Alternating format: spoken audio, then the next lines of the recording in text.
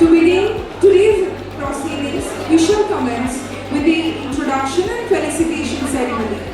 This is a moment where we recognize and honor the distinguished experts who have graciously joined us to share their expertise.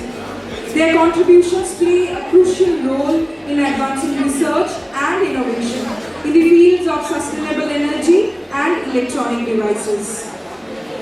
For the felicitation round, I would like to call upon our Vice Principal Ma'am and also the convener of our seminar, Professor Dr. Manushree Mukhopadhyay, to come forward. Ma'am, Professor of the Department of Chemistry, IIT Kanpur. I request sir to please come forward and accept.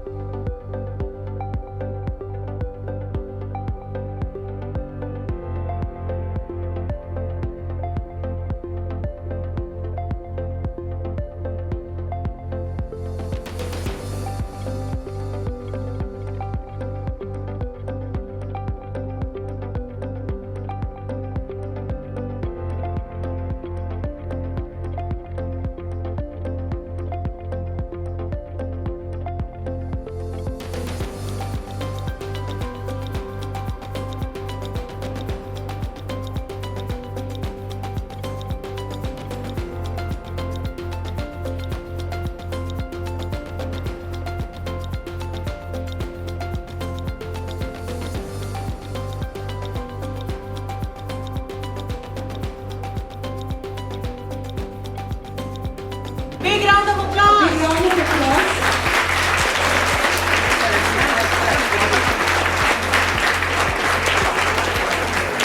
Felicitate our General Manager, Mr.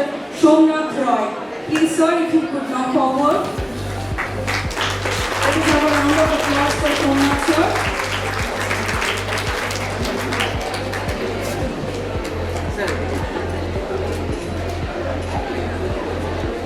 Thank you for your huge participation in this two-day national seminar organized by Swami Vivekananda Institute of Science and Technology. Even before, a bigger thanks is deserved, well deserved, by your General Manager, Somnath Roy sir. Without him, the event wouldn't have been possible. I would also like to thank Somnath Das sir for entirely, consistently helping us in carrying out the event. Last but of course not the least, our beloved Shontu sir. You all appear.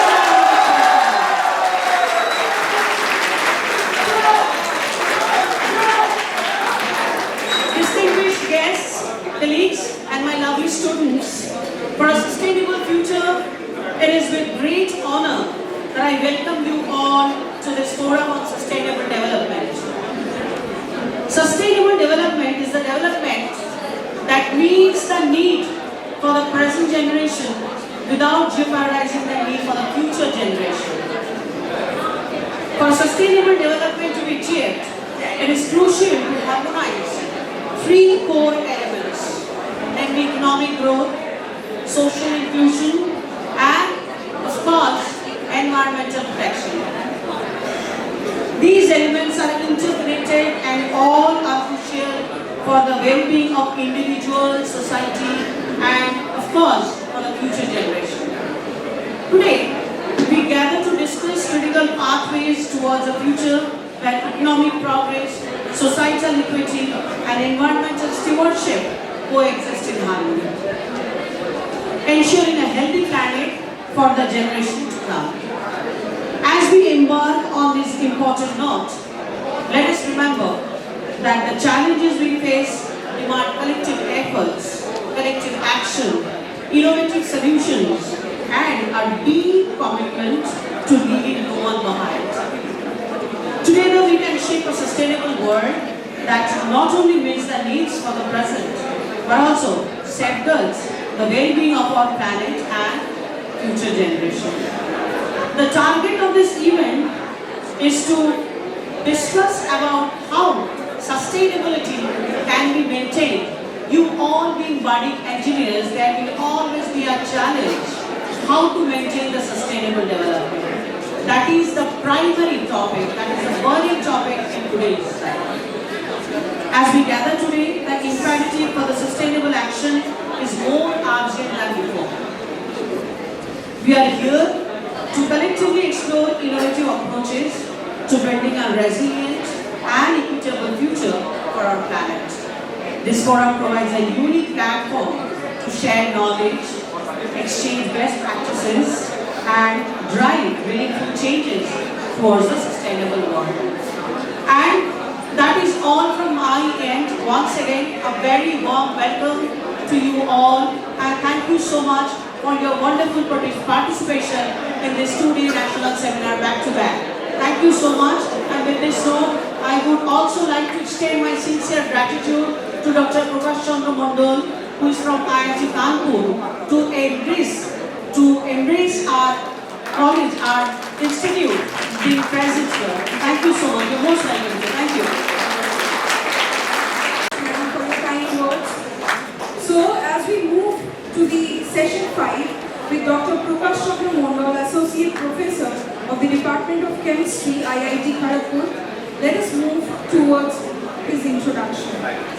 Dr. Prakash Chandra Mondal is currently an Associate Professor at the Department of Chemistry, IIT Kanpur. He obtained his MSc in IIT Kharagpur and PhD at the University of Delhi. He was a postdoctoral fellow at the Weizmann Institute of Science, Israel, from 2013 to 2016, then moved to the University of Alberta, Canada. Before joining IIT in 2019, he was a Marie Curie postdoctoral fellow at the University of Valencia, Spain. The research team led by Dr. Mondal has been devoted to surface chemistry, molecular electronics and molecular electrochromic devices. Dr. Mondal is the author of many international journals of repute, including Nature Reviews Chemistry, JACS, ACS, Nano, Advertisement Matter, Nanolet, Matter, to mention few. Since 2021, he has been serving as an editorial board member of Journal Analyst. He received the P.K. Kelkar Young Faculty Research and BRICS Young Scientist Award. We are glad to have Mr. Prakash Chandra Mondal with us today. With a warm round of applause, Dr. Prakash Chandra Mondal is here with us. Very good morning to all of you. And it's my pleasure to be here. And all credit goes to my friend Dr. Rattam Datta. He was my, when we were coming from my hotel, so we were trying to recall that our past good and bad days. He was my, not only that roommate, so for your information, he was my bedmate.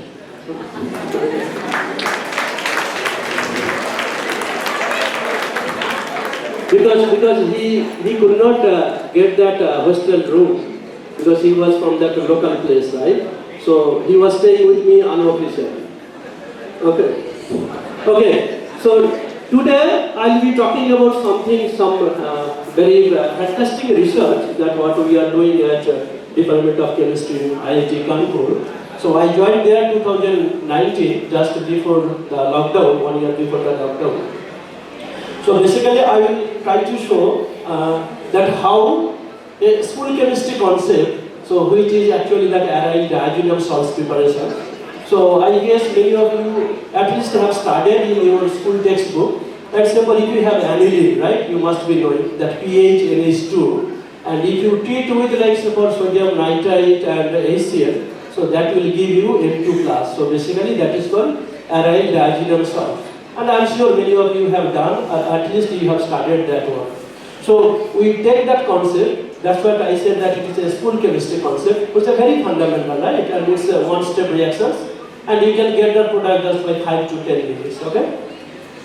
So now, using that school chemistry concept, we make that molecular electronic devices, okay? So the name itself says that electronic devices, there are so many, right? In modern days, right? Like example, I am having this mobile. All of you must have that mobile, right? So there are so many components, right? Like it has a diode, it has resistors, transistors, so many components, right? So these are called silicon-based electronic devices, we try to do how that molecule can be used to mimic that conventional silicon-based devices, right? Because that will be very easy for us to make. I am a chemist, right? So now I have that ability to make various type of organic molecules, right? And to see that what could be that application of that molecules, what we try to synthesis. So basically we try to do that balance both fundamental chemistry and also we try to see their application in terms of that electronic devices, spintronics and electrochromic devices. So I will show you some of that examples.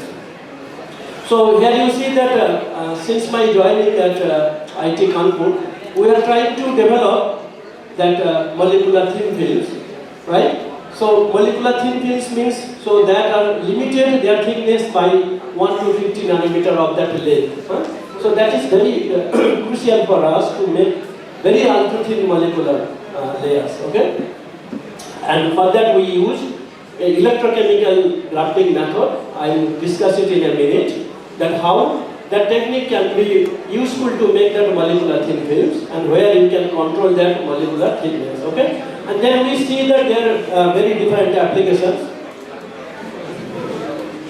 So starting from that molecular electronics devices, then that spintronic, and also we do that nanomaterials application.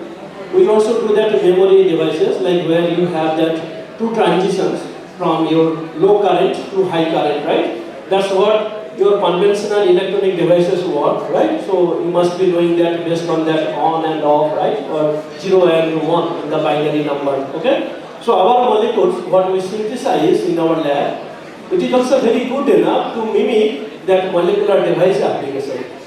And we also use that for energy storage application and also that electrochromic devices, okay? So in that electrochromic devices, I will be showing you how the color of the devices can be changed if you apply that electric field. Okay, so this is the typical application of that display technology, right? So like you must be knowing that LED, right? Organic light emitting diode. Okay. So now basically I will discuss a bit what are the different techniques by which you can make that molecular thin films and what is our technique we utilize for our research purpose. Then we will discuss some of the recent applications of that molecular electronic devices, including that spintronics and there will be environment. In another one, there will be economy.